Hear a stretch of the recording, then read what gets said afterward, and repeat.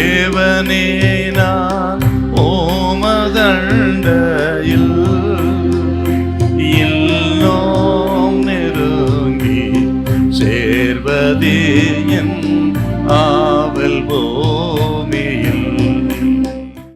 லூக்கா 4:38 வாசிங்க பார்க்கலாம். பின்பு அவர் ஜெப ஆலயத்தை விட்டு புறப்பட்டு சீமோன் வீட்டிலே பிரவேசித்தார். சீமோனுடைய மாமி கடும் ஜுரமாய் கிடந்தாள். அவளுக்காக அவரை வேண்டிக் கொண்டார்கள். இயேசுவிடம் வேண்டிக் கொண்டார்கள். இந்த மார்க்கு சுவிசேஷத்திலேயும் லூக்கா சுவிசேஷத்திலேயும் 2 வார்த்தைகள் சொல்லப்பட்டிருக்கிறது. மார்க்கில் என்ன சொல்லப்பட்டிருக்குன்னா, மார்க் 1:30 அவளை குறித்து அவருக்கு சொன்னார்கள். லூக்கா என்ன சொல்றாருன்னா வேண்டிக் கொண்டார்கள்.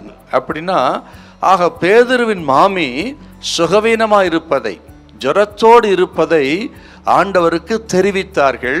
பிறகு ஆண்டவரே நீர் வந்து அவளுக்கு சுகம் கொடுக்க வேண்டும் என்று வேண்டிக் கொண்டார்கள்.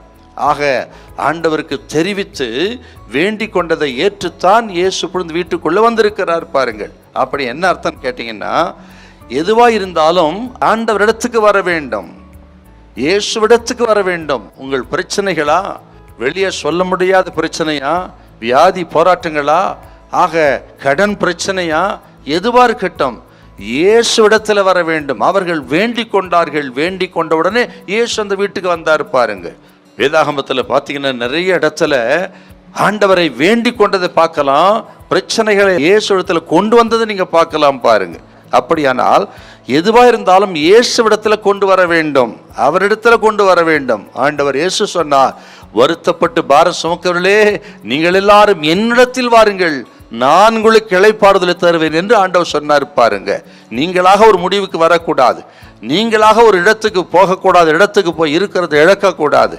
நீங்களாகவே இப்படி செய்யலாம் அப்படி செய்யலாம் என்று சொல்லி செய்யக்கூடாததை செய்து பாரத்தின் மேல் பாரத்தை ஏற்றுக்கொள்ளக்கூடாது. கர்த்தர் சொல்லுகிறார், பிரச்சனையா, பாடுகளா, தேவைகளா, அநேக வெளியே சொல்ல முடியாத வேதனைகளா, இயேசுவிடத்துல கொண்டு வாருங்கள். ஒரு அற்புதத்தை இப்பொழுதே இயேசு உங்களுக்கு செய்வார். யாரையும் புறம்பே தள்ளாதவர், பெரிய வியாதியா சின்ன வியாதியா என்று பாரபட்சம் பாராதவர், யாரையும் புறம்பே தள்ளாத தெய்வம். இன்றைக்கு கர்த்தர் சொல்கிறார், எதுவா இருந்தாலும் சரி, வியாதியா பிரச்சனையா, இயேசுவிடத்துல கொண்டு வாருங்கள், கர்த்தர் உங்களுக்கு சுகம் தருவார். ஹல்லேலூயா, ஹல்லேலூயா.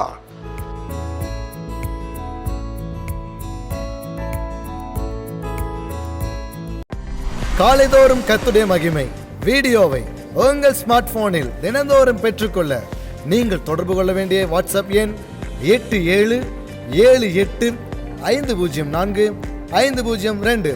கர்த்தர் தாமே உங்களை ஆசீர்வதிப்பாராக.